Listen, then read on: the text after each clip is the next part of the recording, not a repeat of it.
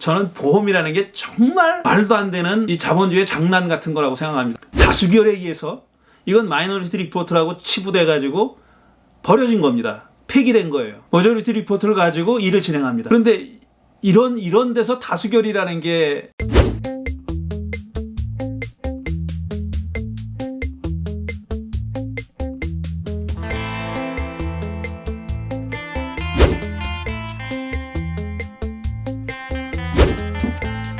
여러분 안녕하십니까? 오늘 영화 모임 네 번째 시간입니다. 오늘은 마이너리티 리포트에 대해서 얘기하겠습니다. 마이너리티 리포트 2004년인가에 나온 영화죠. 저 유명한 스티븐 스필버그가 감독한 영화고 또 저 유명한 톰 크루즈가 주인공으로 나오는 영화입니다. 이 영화에 대해서는 호불호가 갈리는 것 같아요. 어떤 사람은 굉장히 좋은 영화고 잘 만들었다고 하는 사람이 있는 반면에 또 어떤 사람은 굉장히 실망하는 사람도 있습니다. 근데 아마 실망하는 사람들의 경우에는 원작과 차이점 때문에 그런 것 같아요. 원작이 그리고자 했던 그런 점을 영화가 제대로 살리지 못했다. 아니면은 제대로 살리지 못했든지 아니면 의도적으로 그걸 외면하고 비틀었다. 그리고 그 감독이 자기가 전하고자 하는 메시지를 원작에는 없는 그런 메시지를 좀 집어넣었다는 뜻에서 별로 좋은 영화가 아니라고 생각하는 사람들도 있습니다. 그런데 저는 잘 봤습니다. 아주 흥미롭게 봤고 또 사실 제가 생각하고 또 고민하던 그런 문제와 관련 있는 주제에 있어서 관련 있는 영화라서 그랬는지 모르지만 저는 참 재미있게 봤고요. 의미 깊게 봤습니다. 나중에 이제 좀 찾아보니까 원작 소설 단편을 쓴 필립 딕이라는 사람의 소설의 내용과는 좀 많이 다르더군요. 정말 다른 거를 알게 됐고 또 이 영화에 대해서 좀 좋지 않게 평하는 사람들의 마음도 이해할 수 있는 것이 원작이 중요하게 다루는 점을 생략하고 지나갔거나 아니면 이야기를 좀 많이 비틀었어요. 그런 점에서 원작의 아주 훌륭한 점을 좀 훼손했다는 말도 또 이해가 안 가는 말은 또 아닙니다. 어쨌든 이 영화 줄거리는 이렇습니다. 2054년 미국의 워싱턴 DC의 경찰청에는 미래범죄수사국이라는 부서가 있습니다. Department of Pre-Crime, 미래범죄수사국이라는 그런 조직이 있는데요. 그 설치되어 있는데 이 조직이 뭘 하는 데냐 하면은 초감각적인 지각 능력을 가지고 있는 세 사람의 예지자, 영화에서는 그들을 프리캅이라고 부릅니다. P-R-E-C-O-G, 프리캅이라고 부르는데 이 세 사람의 예지자가 범죄 현장에서 살인을 저지르려고 하는 사람이 발산하는 어떤 에너지, 그런 에너지를 포착합니다. 그래서 잠재적인 피해자가 누군지 또 잠재적인 가해자가 누군지 하는 것을 각각 갈색과 붉은색 구슬로 구별해서 보여줍니다. 그러면 이 미래범죄수사국의 요원들이 살인사건이 벌어지기 전에 출동해서 그 사건을 예방한다는 겁니다. 막는다는 거예요. 이 팀에 존 앤더튼이라고 하는 반장이 있는데 이 사람이 주인공입니다. 톰 크루즈가 이 사람 역할을 하죠. 이 존은 이 과업을 거의 실패 없이 수행해 온 겁니다. 그래서 영화의 첫 장면은 어떤 한 주인공 남자가 자기 아내가 이제 바람핀다는 것을, 불륜의 관계를 맺고 있다는 것을 눈치챕니다. 그래서 출근을 하려다가 출근하지 않고 바깥에서 지켜보죠. 근데 이제 이 불륜남은 자기 불륜녀의 남편이 출근했는 줄 알고 집에 들어가가지고 막 이제 섹스를 하려고 하는데 남자가 들어와가지고 이 자기 아내와 그 남자를 죽이려고 하는 겁니다. 그런 장면이 나와요. 그런데 그게 이제 감지가 된 겁니다. 프리캅 중에 한 사람이 해서 감지가 돼가지고 이제 가해자가 누구고 피해자가 누구고 하는 것을 알려주죠. 그래서 출동을 해가지고 막 범행이 벌어지기 직전에 그 용의자를 체포하는 그런 장면이 나옵니다. 아주 극적이죠. 그 앞에 나오는 영화 맨 앞에 나오는 장면들이 굉장히 눈을 크게 뜨고 바라봐야 될 정도로 굉장히 서프라이즈입니다. 그야말로 놀라운 장면, 시각 효과 엄청나고요. 그다음에 그때 그 당시에 2000년대 초기에는 상용화되지 않았던, 아마 지금도 상용화까지는 아니겠죠. 그런 기술들을 막 보여줍니다. 아주 깜짝 놀랄 만한 그런 장면이죠. 뭐 어쨌든 이런 그 미래범죄수사국의 역할로 살인사건이 90% 정도가 줄었다는 거예요. 그래서 이 시스템을 미국 전역으로 확대하려고 하는 그런 시도를 하고 있는 겁니다. 거의 다 갔어요. 그래서 미국 전역으로 확대될 판입니다. 그런데 이제 법무부에서는 이 그 범죄수사국이 미래범죄수사국이 하는 일이, 그 시스템이 혹시 인권 침해 소지가 있냐 없냐 하는 것을 따져 묻기 위해서 한 수사관을 파견하죠. 그 사람이 데니 위트워라고 하는 수사관이 파견됩니다. 근데 이 사람은 그 주인공인 존이 이제 마약 복용자라는 걸 알고 있어요.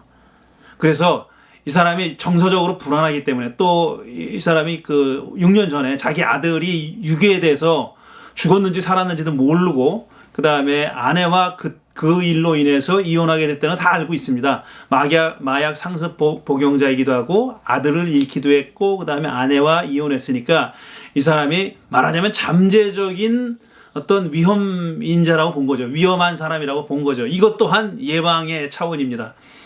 그래서 그 사람을 주시하기 위해서 파견된 사람입니다. 이 시스템에 어떤 문제가 있지 않느냐 하는 것을 조사하기 위해서 파견된 거죠. 그런 사람들이 이제 주인공입니다. 근데 이 프리카학 중에, 예지자 중에 아가사라고 하는 이름을 가진 젊은 여성, 이 사람이 제일 뛰어난 프리카학입니다. 예지자고, 나머지 두 사람은 이 아가사의 쌍둥이 동생이에요. 근데 원작 소설에서는 이 사람들이 그 돌연변이를 한 사람들로 나와요. 돌연변이, 뮤턴트입니다. 돌연변이 한 사람들로 나오는데, 영화에서는 그게 뭐 뚜렷하게 밝혀지지는 않는 것 같고, 이 세 사람이 어떤 특수 액체 속에 편안하게 누워있죠.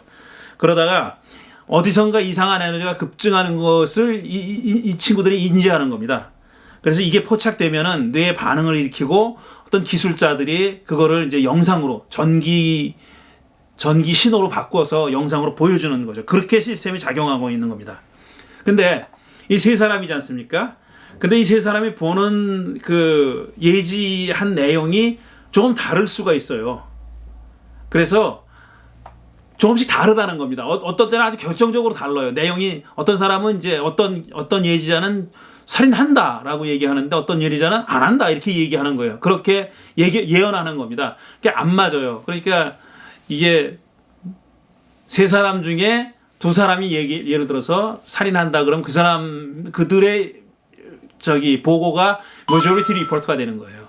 그리고 소수자의 의견이 마이너리티 리포트가 돼가지고, 마이너리티 리포트는 제거되고 이 majority 리포트대로 이제 범죄수사국에서 행동을 하는 거죠. 근데 나중에 드러나는 얘기지만, 이 아가사가 한 백인 여성이 익사당하는 장면을 보는데 이제 그게 감춰집니다. 이게 중요한 하나의 계기가 되는 거고요. 이제 어느 날 이제 이 책임자인 존이 한 살인 사건의 범인으로 지목되는 그런 영상을 보여줍니다. 아가사가 그 영상을 보여줘요. 그거를 다른 사람이 모르게 이 존이 캐치하게 됩니다. 누가 죽고 누가 죽인다 하는데, 죽일 예정자가 바로 자기인 거예요. 그리고 죽게 된 사람이 리오 크로우라고 하는, 자기는 일면식도 없는, 알지도 못하는 그런 사람이에요. 얼굴을 봐도, 영상에 나와 있는 얼굴을 봐도 전혀 모르는 사람인 겁니다. 그러니까 저는 이게 잘못됐다, 이게 에러가 났다라고 본 겁니다. 그리고 자기가 이제 무죄라는 것을 입증해야 되는 그런 처지에 놓이게 된 거죠. 근데 그게 결국은 알려지죠. 존이 살인할 거라고 예지자가 말했다는 게, 그렇게 보여줬다는 게 알려지니까 이제 도망갑니다. 존은 도망가고, 그래서 누굴 찾아가면은 그 미래범죄수사국의 책임자인 라마 버지스라고 하는 사람과 함께 이 그 미래 범죄 수사국을 만든 공로자 중에 한 사람이 누구냐면 유전공학을 전공하는 어떤 그 학자인데 그 사람을 찾아갑니다. 그 사람을 찾아가서 자기가 무고하다고 주장하는 거예요. 그리고 그 자기의 무고함을 어떻게 입증할 방법이 없느냐 물어보니까 그 학자가, 그 여자분이, 박사가 마이너리티 리포트라는 게 있다라고 얘기해 줍니다. 사실 원작 소설에서는 이 존이 그걸 다 알고 있어요. 마이너리티 리포트의 존재를 처음부터 알고 있는데 영화에서는 이때 아는 걸로 그렇게 나오죠. 그래서 그녀는 이제 이 마이너리티 리포트를 찾아서 그걸 통해서 자기가 존이 살인자가 아니라는 걸 입증하라 이렇게 가르쳐 줍니다. 근데 문제죠. 그러니까 이 사실 자체가 문제인 거예요. 왜냐하면은 그 전에 존을 비롯해가지고 미래범죄수사국 사람들이 체포했던 사람들 가운데서도 존과 같은 사람이 있을 거 아닙니까?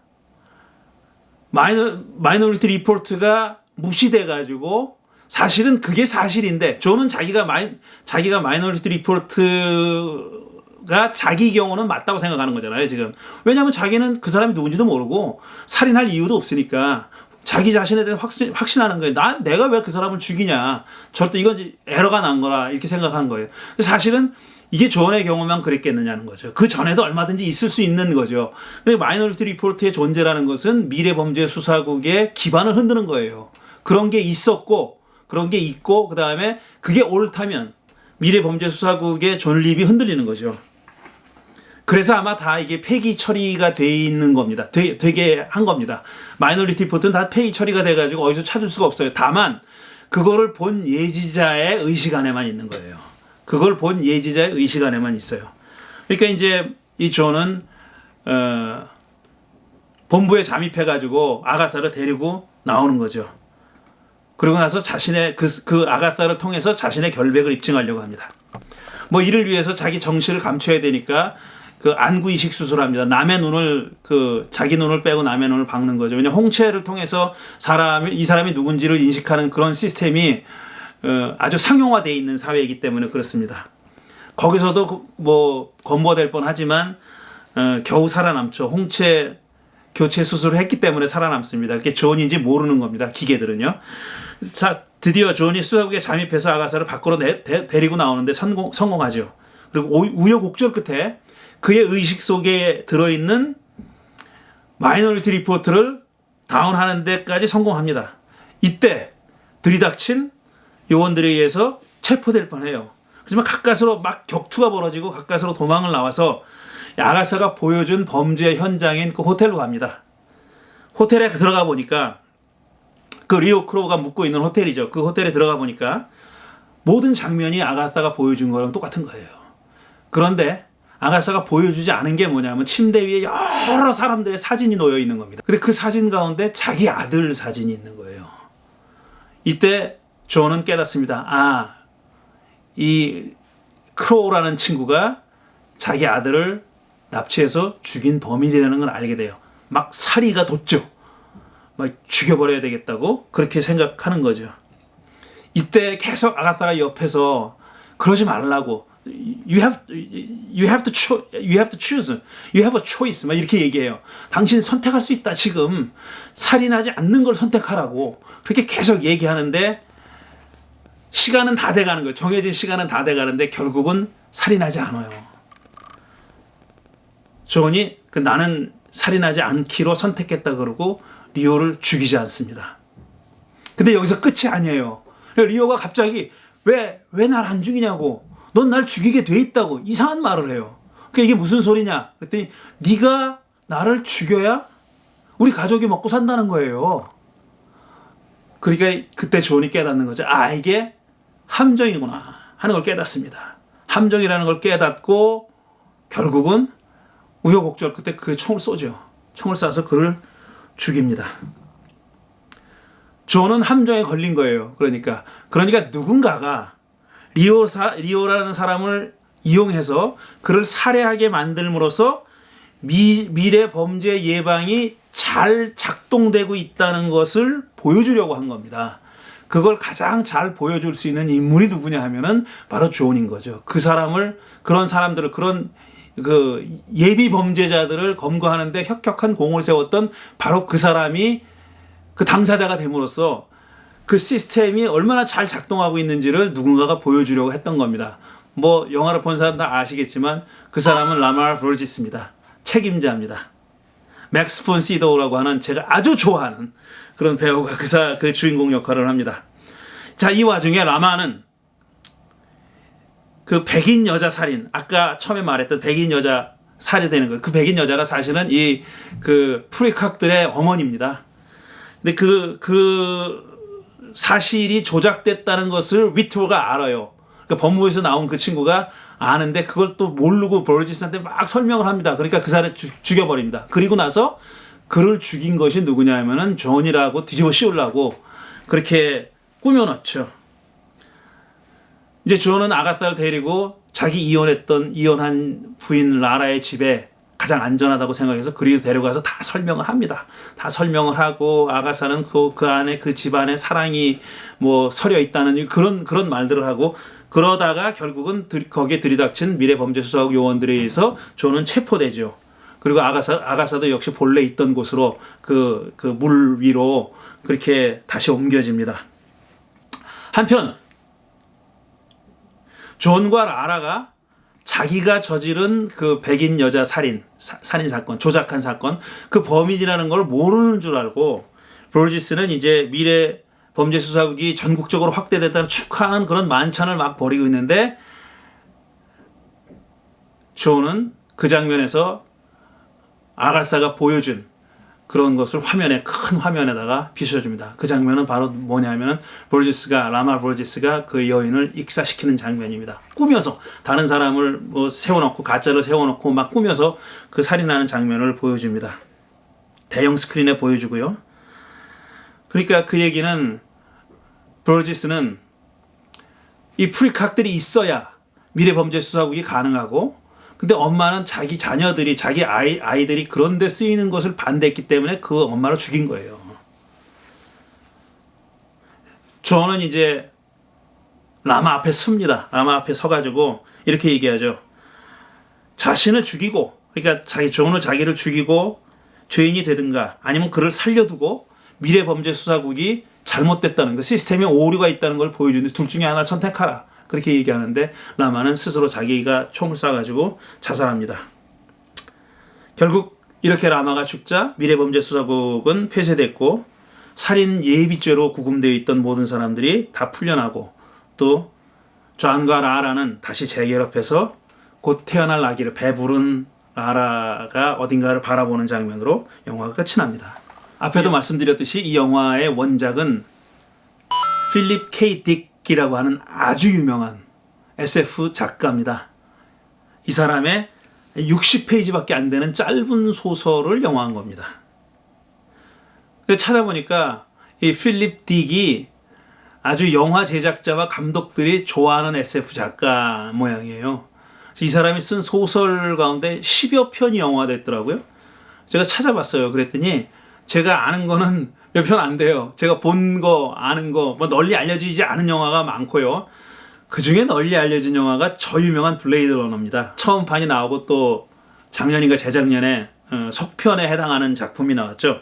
그 블레이드 러너가 바로 이 필립 딕이 쓴 소설에 기반한 영화고 또 하나는 토탈 리콜. 아놀드 슈바르체네거 나오는 영화죠. 이 토탈 리콜이 바로 필립 딕의 영화입니다. 그러니까 이 헐리우드이 좋아하는 작가이라는 것은 분명한 것 같아요. 그런데 사람들은 다 이 영화가 이 작품이 그러니까 마이너리티 리포트가 영화로 만들어진다고 했을 때 그것도 또 다름 아닌 스티븐 스필버그가 이 영화를 만든다고 했을 때 굉장히 기대를 많이 했다고 해요. 스필버그와 필립 딕의 만남은 과연 어떤 결과물을 낳을 것인가 하는 그런 두 천재의 만남이죠. 말하자면 두 천재의 만남인데 스필버그도 대단한 사람 아닙니까? 지금은 아마 나이가 많이 들어가지고 한 재작년쯤에 하나 영화를 만들어냈죠. 아직까지 만든 영화만 가지고도 사실 그 스필버그는 대단한 영화 감독인 건 사실입니다. 이 두 사람이 만난다고 하니까 많은 애호가들이 또 비평가들이 기대를 많이 했다 그래요. 근데 그 비평가들의 평가는 앞에서 말씀드렸듯이 이제 호불호가 완전히 갈렸다는 것이고, 이제 영화의 배경이 2054년이에요. 소설도 마찬가지로 2054년입니다. 근데 2054년에 구현될 그런 과학기술이라는 게 어떤 걸까? 이게 굉장히 궁금하지 않습니까? 어떤 거는 뭐 예를 들어서 2054년에 그건 옛날 구닥다리가 됐을 것 같은 거를 그때 거라고 얘기하면은 그것도 관객도 안 좋아할 거고 말이 안 되잖아요. 그리고 또 너무나 터무니없이 너무나 앞서가는 거를 만들어도 안 될 거 아닙니까? 그래서 이 스필버그는 영화를 제작하는 준비하는 기간이 몇 년이었는데 그 중에 하나가 재밌는 과정이 어떤 과학자들과 연구원들 그다음에 그렇죠. 그런 사람들을 데려다가 3일 동안인가 뭐 같이 회의를 했다 그래요. 그래서 과연 2054년에 우리가 영화를 통해서 보여줄 2054년에 구현된 과학기술이라는 게 어떤 거냐 하는 것을 나한테 달라고, 그 연구자들한테 나한테 달라고 그렇게 연구자들을 모아놓고 연구하고 발표를 했다 그러는데, 저도 뭐 읽은 얘기인데 그런 얘기를 했다 그럽니다. 키보드와 마우스 이런 건 있으면 안 된다. 그 스필버그가 요구했다는 거예요.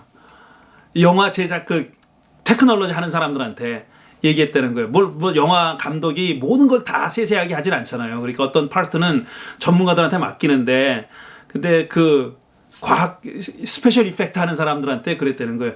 마우스 안 돼.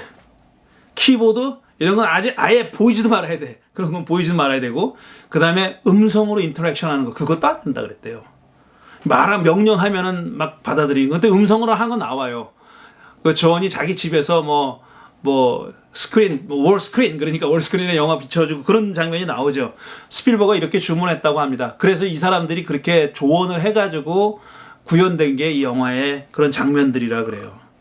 근데 영화가 저한테 굉장히 매혹적이었던 점은 여러 가지인데요. 이런 것도 있습니다. 과연 미래를 예측하고 예고하는 것이 가능한가? 미래를 예측하고 예고하는 것이 가능한가? 라는 문제예요. 그건 아마 제가 성서를 연구하는 목사이기 때문에 더 그럴지도 모르겠습니다. 왜냐하면 성경에 보면 엄청나게 많은 분량의 예언이 나오잖아요. 어떤 일이 일어날 것이다. 뭐 이건 일어나지 않을 것이다. 너는 앞으로 어떻게 된다. 너희들은 어떻게 된다. 너희들은 망한다. 아니면 너희들은 흥한다. 지금 현재 일어난 일이 현재 일이 아니라 미래 일인데 그게 예고하는, 프레딕션 하는 얘기들이 굉장히 많이 나와요. 성경에. 그러니까 그게 이루어지느냐 안 이루어지느냐 가지고 신빙성이 결정되는 거 아닙니까? 대부분 소위 그런 말을 하는 사람들을 예언자라고 하는데, 영화에 보면은 예지자들이죠. 프리퀄들이랑 비슷한 역할을 하는 건데, 예언자들이, 프로핏들이, 예언자들이. 그런데 그게 이제 실제로 진짜 이루어지는지 안 이루어지는지 하는 것이 그 예언자들의 신뢰도에 영향을 줄 거 아닙니까? 물론 그게 예언자들의 신뢰도를 전적으로 좌우하는 건 아닙니다.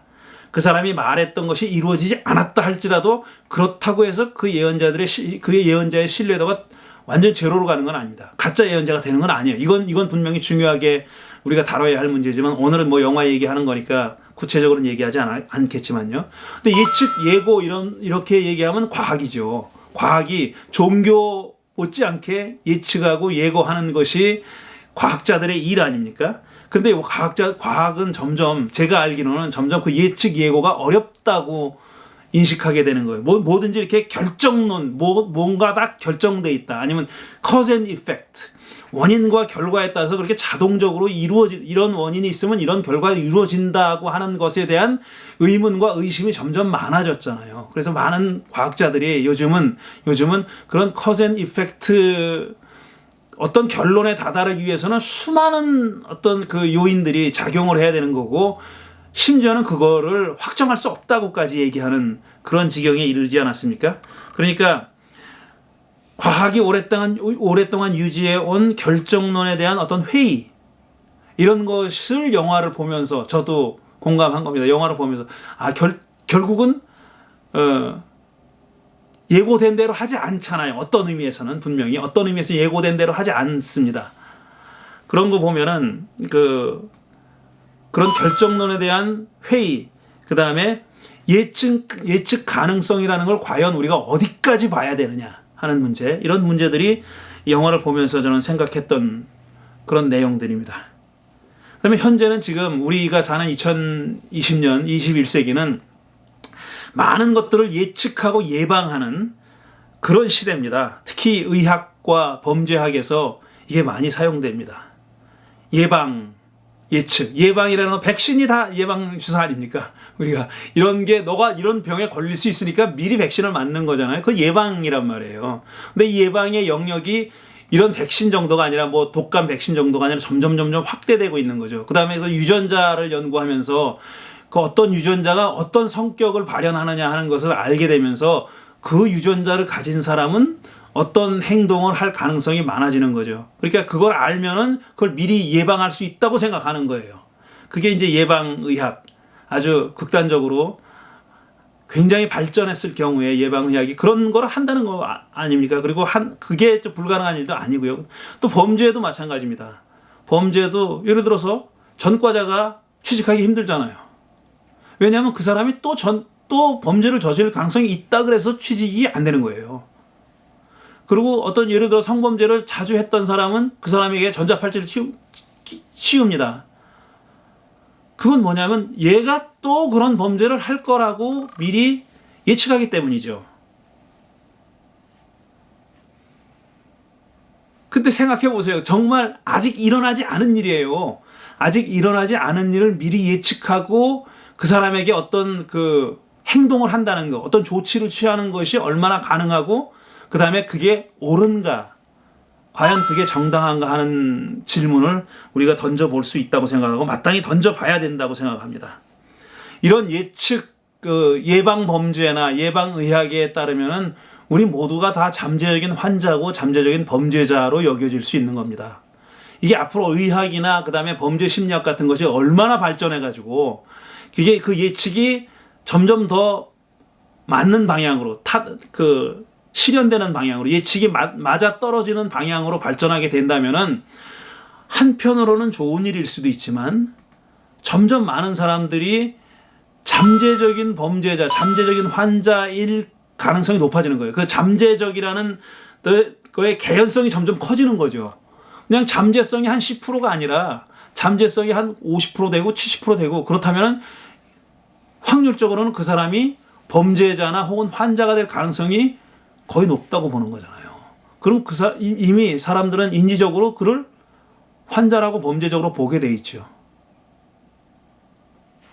제가 이것과 좀 별로 상관없는 얘기일 수도 있지만 저는 어떤 사람들은 그렇게 얘기하더라고요. 보험이라는 게 자본주의의 꽃이라고 얘기하는데 저는 보험이라는 게 정말 말도 안 되는 이 자본주의의 장난 같은 거라고 생각합니다. 아직 일어나지 않은 일이에요. 자동차 보험을 들었어요. 제가 자동차 보험을 들고 엄청난 거액을 냅니다.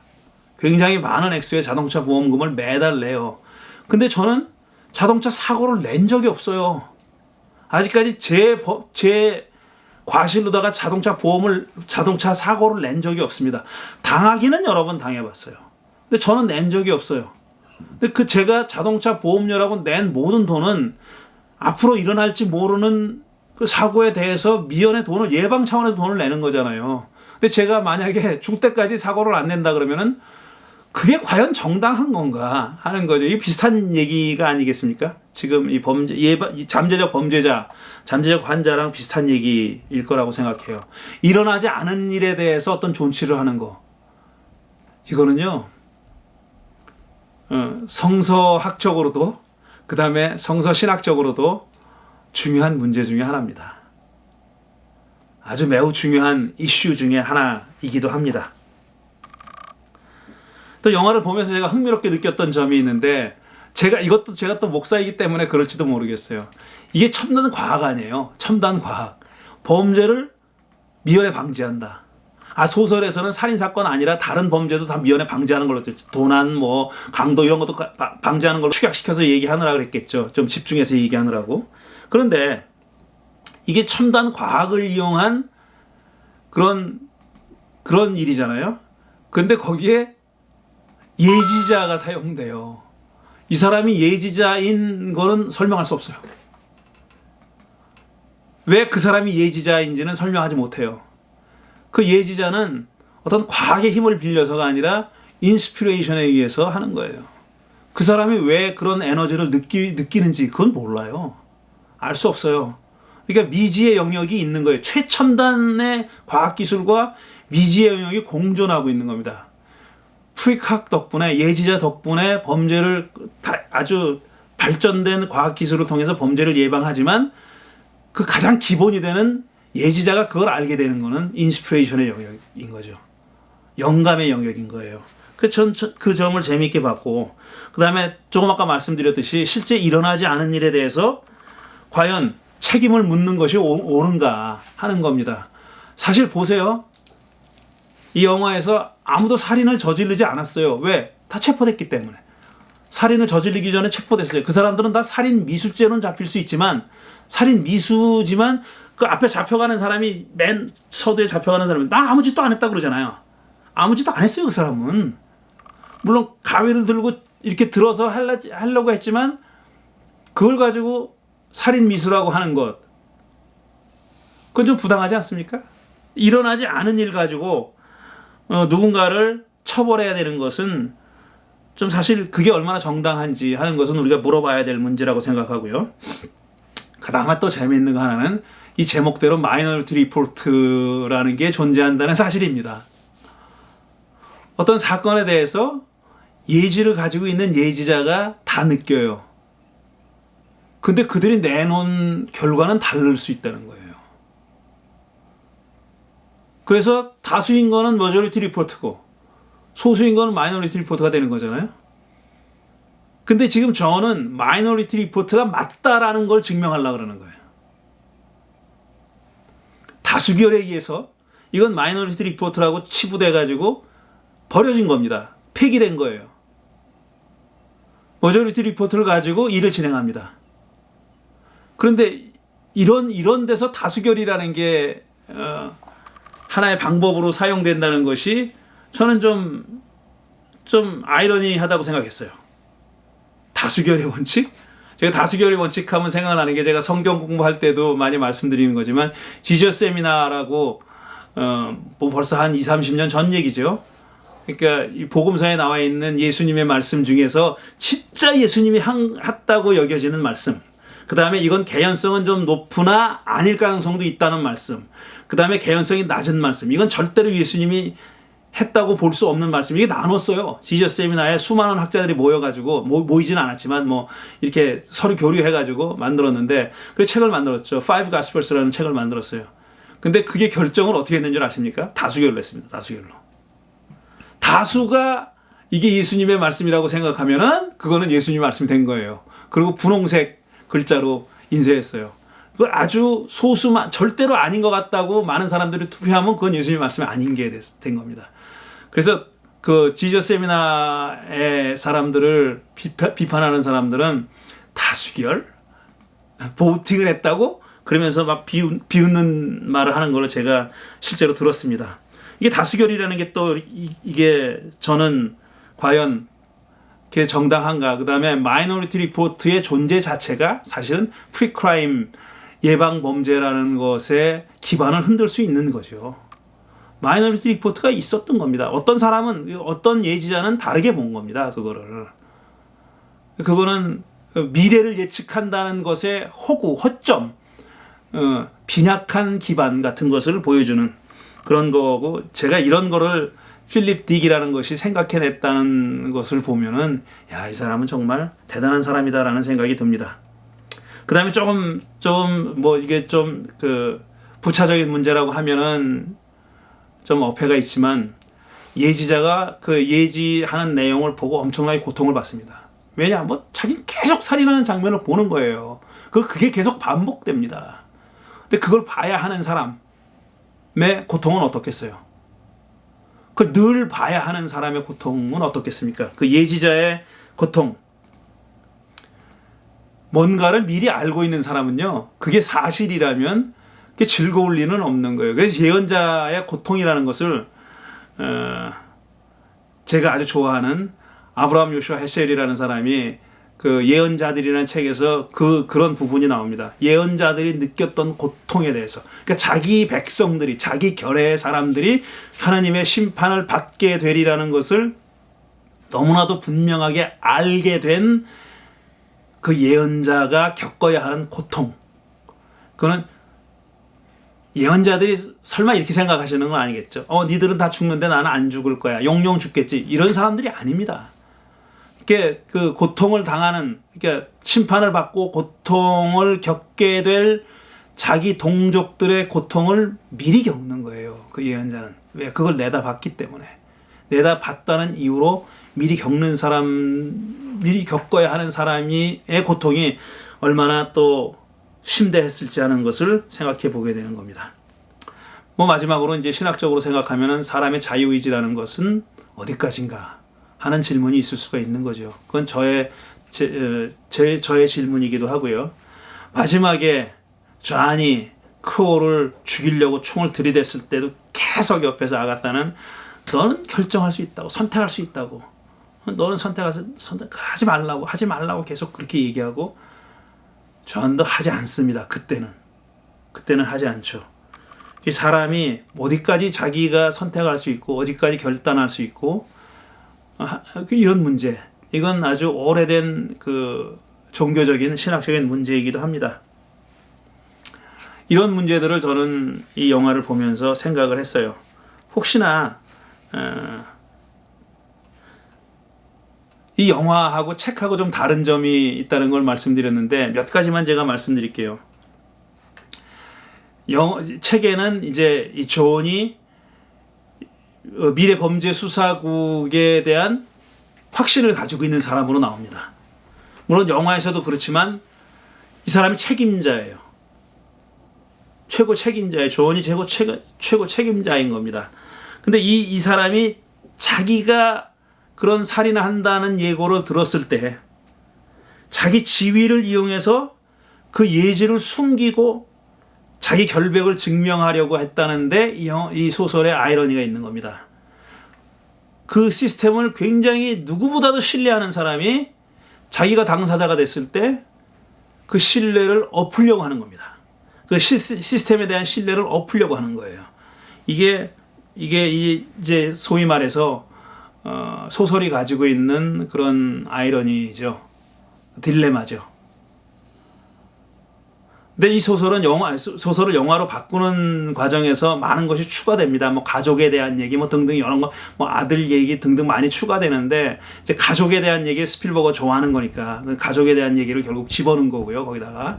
원래 원작에는 없는 걸 집어넣은 거고, 여러 가지로 그렇게 되는데요.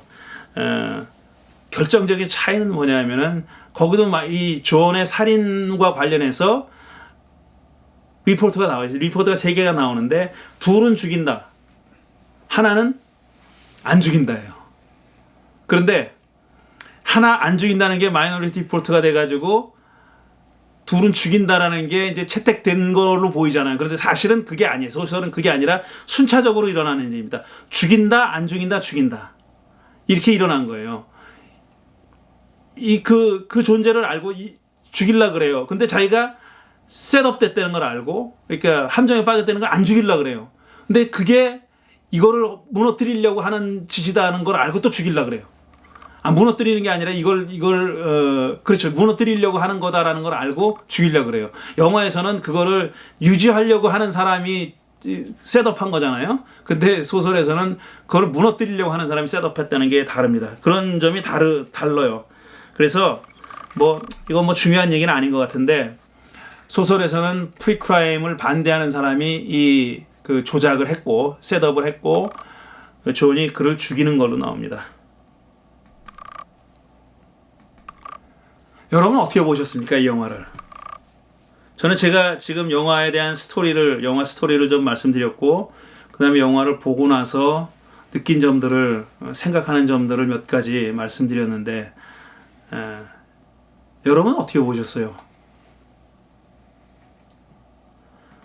사실 이 영화는 그 현란한 그 스페셜 이펙트만 가지고도 참 볼 게 많은 영화입니다. 그리고 사실은 제가 처음에 이 영화를 나왔을 때 2000년대 초에는 잘 몰랐어요. 그 영화를 보면서 이게 좀 그 어설픈 구석이 있어요. 요즘 기준으로 보면은 요즘 영화의 스페셜 이펙트에 익숙한 사람은 그 2000년대 초에 나온 영화의 스페셜 이펙트가 좀 엉성해요. 그래도 그때는 엉성하다는 생각을 한 게 아니라 와 눈이 둥그러져 가지고 쳐다보긴 했죠. 그 정도로 참 저로서는 굉장히 충격적인 영화였었는데 저는 어쩔 수 없이 영화를 보면서 그 생각을 안 할 수가 없었어요. 그 모든 종교에서 사실은 예언을 합니다. 모든 종교라고 하면 어폐가 있을 수도 있겠네요. 대부분의 종교에서 많은 종교들에서 예언을 하고 우리가 알고 있는 우리 이름을 알고 있는 종교들에서 대부분 다 예언을 합니다.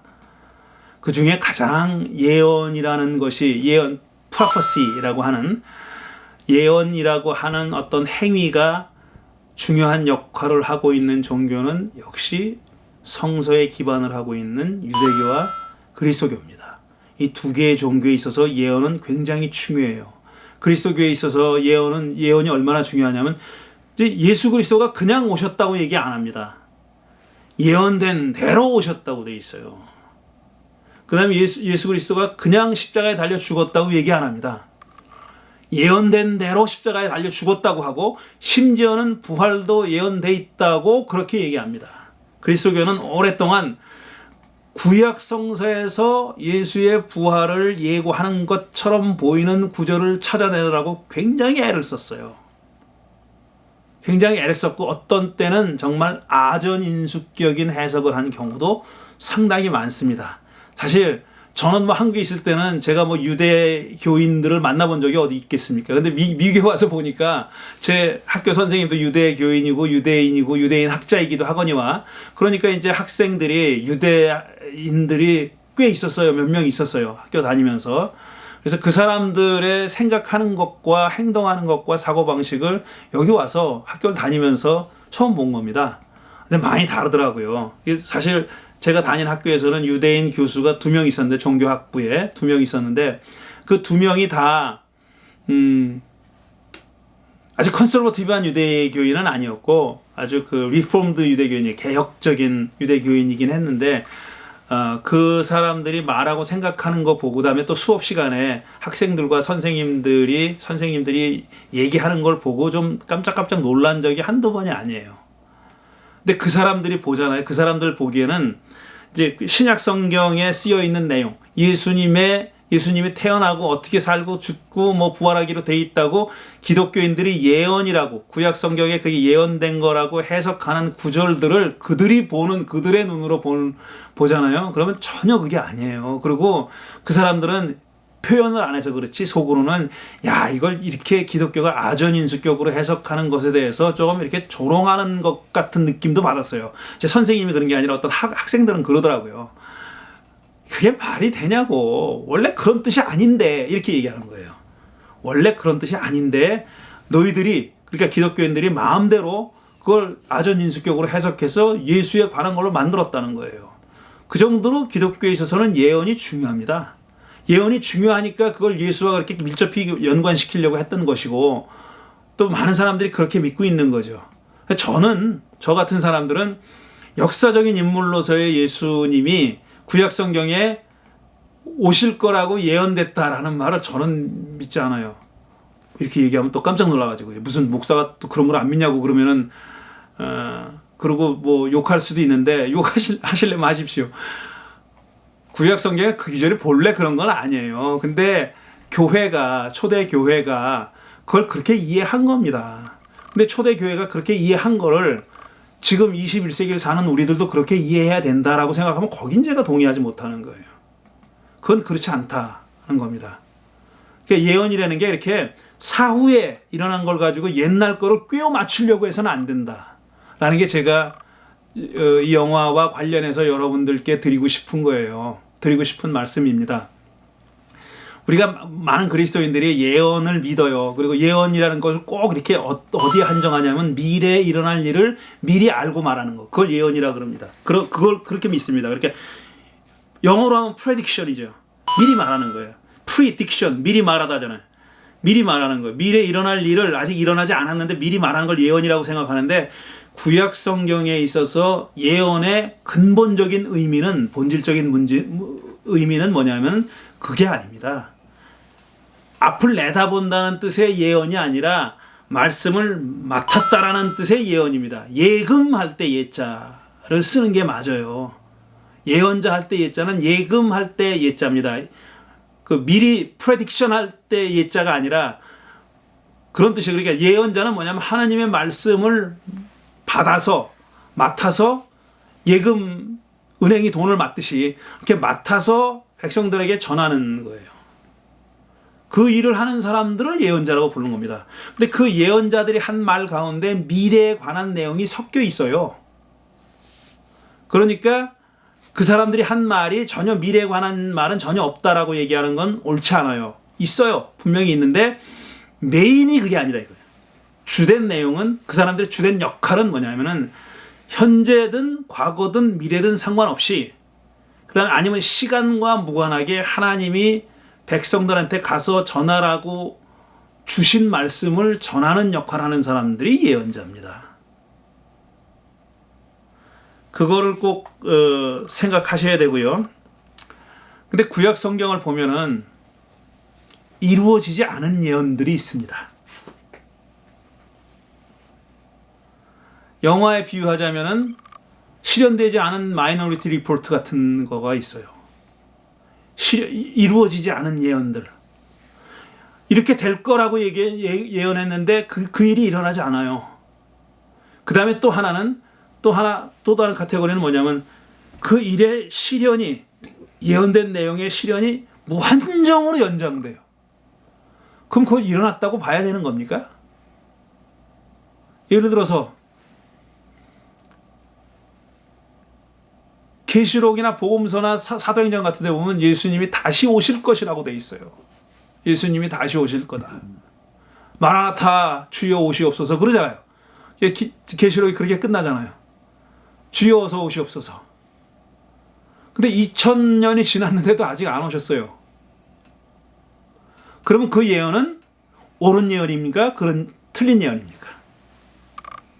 그걸 옳다 틀렸다라고 말할 수 있는 겁니까? 아니, 예언을 그런 성취 여부를 가지고 옳다 그르다라고 말하는 것이 과연 그게 전부인가?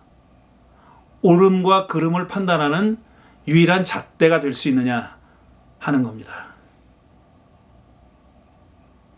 저는 그렇지 않다고 생각하는 거고 그렇지 않다고 얘기하는 겁니다. 왜 그러냐 하면은, 왜 이 영화에서도 분명히 얘기하고 있지만 마지막 순간에 좌는 자기가 셋업됐다는 것을 알기 전에 좌는 죽이지 않아요. 그리고 시계가 딱 끝납니다. 그 시간이, 그 사건이 일어날 시간이 정해져 있는 거거든요. 시간이 제로가 돼요. 제로가 돼버려요. 그리고 죽지 않아요. 자기는 살인하지 않기로 선택한 거예요. 그게 마이너리티 리포트에 있었는지 없었는지는 모릅니다. 하지만 나온 구술은 존이 리오 크루를 죽이는 걸로 돼 있잖아요. 그렇게 구술이 나왔단 말이에요. 그게 이제 채택된 메시지예요. 채택된 예지입니다. 그런데 그 일이 일어나지 않아요. 왜 그러냐? 맨 처음에 앞부분에 이런 장면이 나옵니다. 이게 잘 설명하고 있는 건데,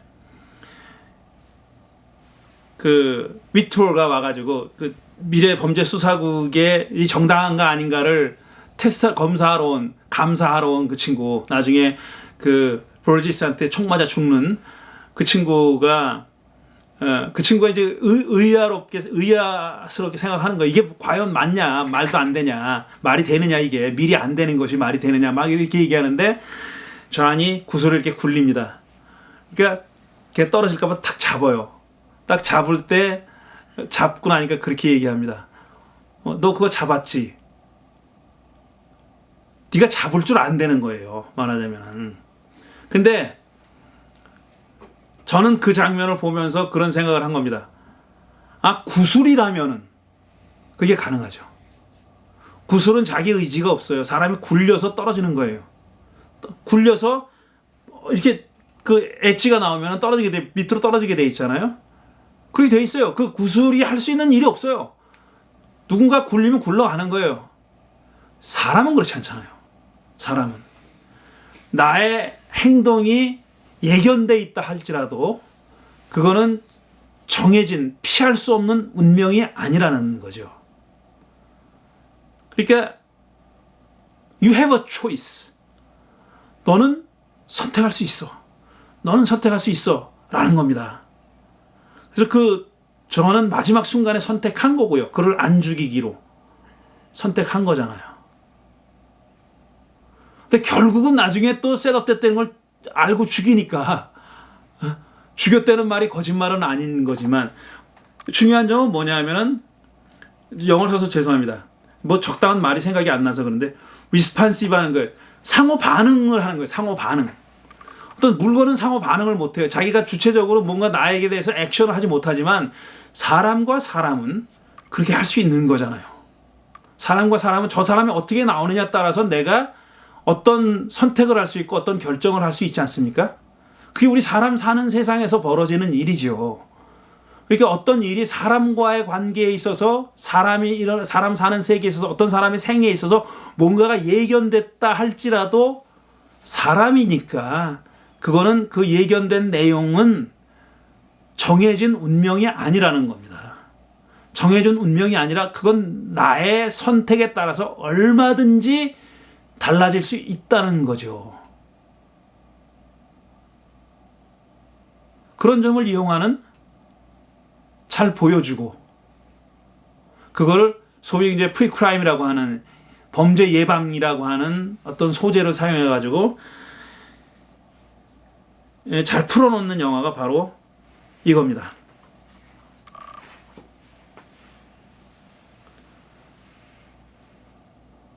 참 딜레마라는 말이 많이 나오고 그다음에 이 영화를 보면 딜레마라는 말이 많이 떠오릅니다. 사실 많이 떠오르고 야 정말 이건 정말 딜레마네 이런 생각을 하게 되는 경우가 많이 있는데 여러분 한 생각을 해보세요. 하나님이 너희들 그렇게 살면 죽어. 너희 그렇게 살면 내가 벌할 거야. 너희를 멸망시켜버리고 말 거야. 라고 말씀하시는 경우가 많이 나옵니다. 그렇게 살면이라고 하는 조건이 있어요, 물론. 근데 어떤 경우엔 조건이 없는 경우도 있어요. 근데 이상하게 조건이 없는 경우는요, 이건 다른 성경 공부 시간에 지금 말하려고, 얘기하려고 하는 거긴 하지만, 어떤 조건절이 없는 경우도 있어요. 무조건 그냥 정원 명령처럼 주는 거. 너는 이렇게 돼. 이렇게 하면 이렇게 되고 저렇게 하면 저렇게 되가 아니라 그냥 무조건 이렇게 돼라는 것도 있어요. 구약 성경 안에. 너는 이렇게 돼. 난 이렇게 할 거야. 네가 어떻게 반응하든지 간에 난 이렇게 할 거야. 하나님이 그렇게 말하는 구절들이 나와요. 근데 참으로 놀랍게도 그렇게 무조건적인 조건 없이 무조건적으로 하나님이 뭔가 선포하는 내용을 보면은 다수는 심판이 아니라 구원을 얘기할 때 그렇게 합니다. 나는 너희들을 구원해 줄 거야. 나는 너희들을 축복할 거야. 여기 조건이 없어요. 물론 조건이 있는 것도 있어요. 이렇게 하면 축복하고 이렇게 안 하면 내가 벌 줄 거야. 이것도 있어요. 이렇게 하는 경우에 이렇게 해줄게 하는 것도 있어요.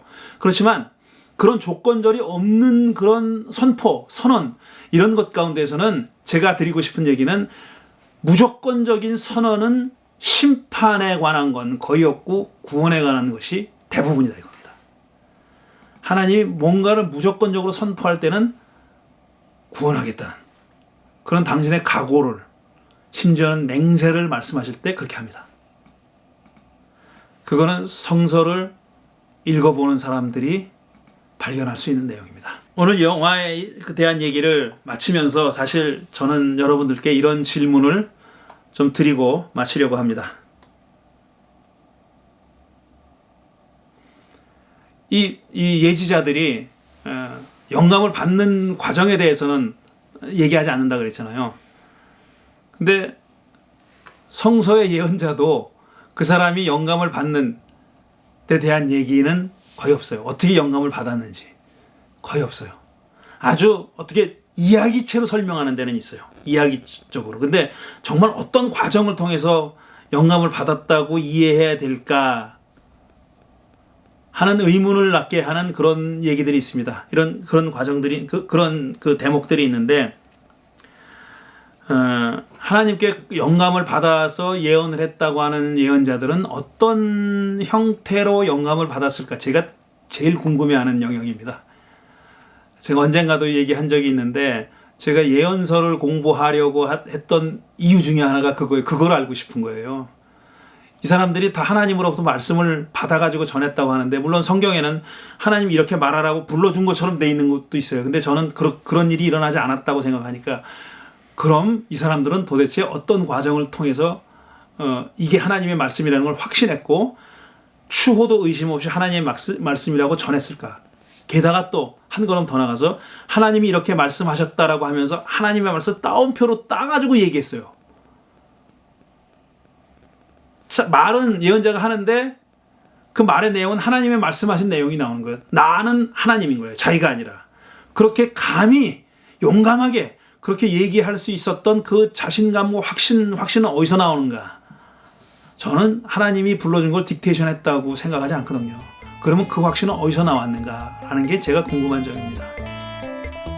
저는 이 영화를 보면서 그런 궁금증을 다시 한번 생각했고 여러분들 어떻게 생각하시는지 여쭤보고 싶습니다.